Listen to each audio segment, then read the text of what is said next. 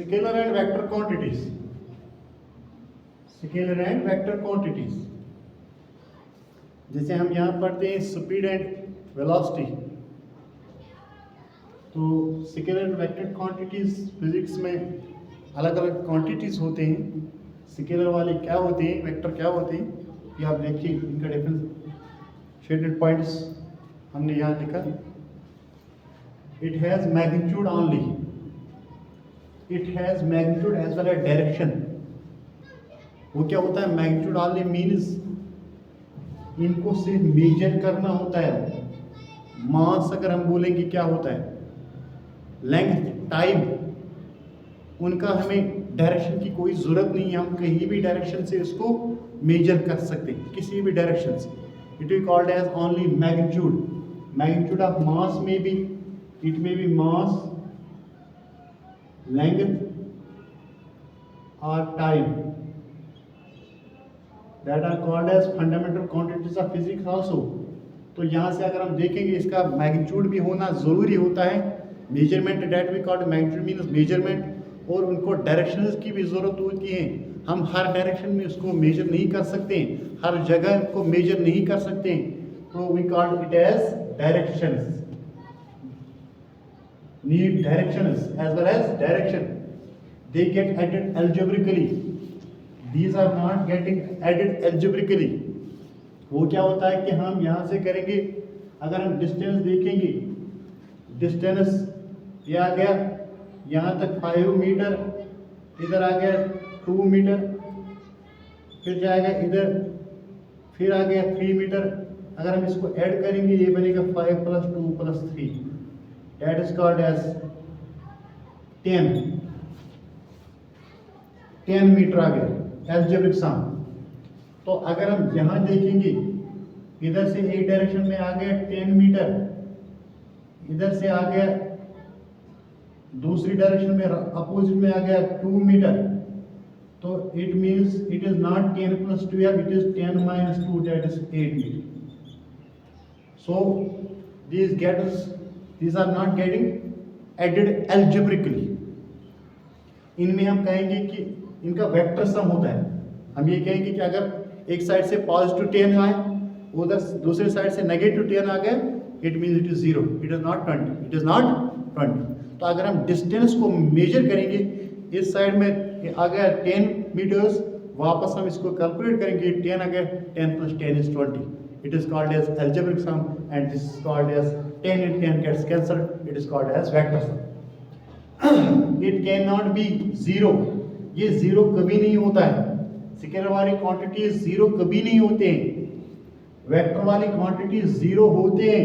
वही जो हमने कहा 10 Newton force one direction and 10 Newton force in opposite direction, it gets cancelled, as we can write it as if we use 10 Newton force as here and 10 Newton force as here.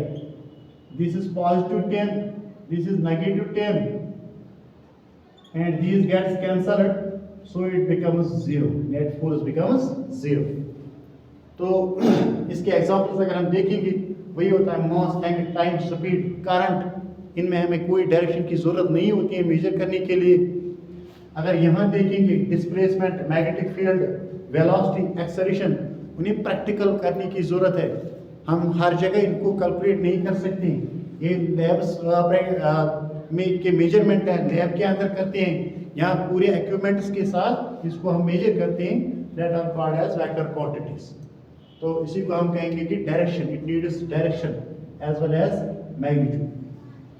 तो अब यहाँ आप भी कहें और एक topic इसके साथ हम पढ़ेंगे थोड़ा, ग्राफ कंसेप्ट वाला। ग्राफ क्या होता है? ग्राफ वही है जो हम कहते हैं कि two axial coordination, X axis and Y axis के पॉइंट्स थ्रू जब हम डाटा को रिप्रेजेंट करते हैं, it is called as graph. It is called as representation of data through two axis, x axis and y axis is called as graph. And what are its types in the physics? It is we called here uniform graphs. Uniform motion का हम बताएंगे, uniform velocity का बताएंगे, uniform speed का बताएंगे। ये होता है always straight line, ST line. तो ये जो नॉन यूनिफॉर्म होता है, it can be upward downward, it can be zigzag, it can be any way instead of straight line. तो ये आ गया नॉन यूनिफॉर्म मोशंस। अब यहाँ से आता है कि डिस्टेंस टाइम ग्राफ। जब हम डिस्टेंस को लेंगे और टाइम को ग्राफ के अंदर देखेंगे, टाइम एक्स एक्सिस पे हमेशा हम ड्रा करते हैं और डिस्टेंस वाई एक्सिस पे होता है, ये वाई होता है, इसको हम कहेंगे, हाँ ये क्या होता है इसका origin.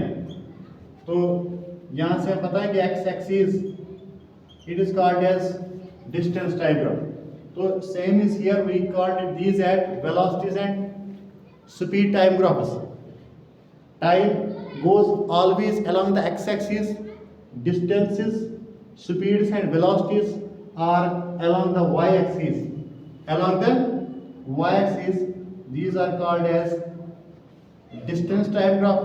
This is called as, if it is speed, it means speed time graph, and if it goes as such velocity, it is time again, and this is here we call it as velocity.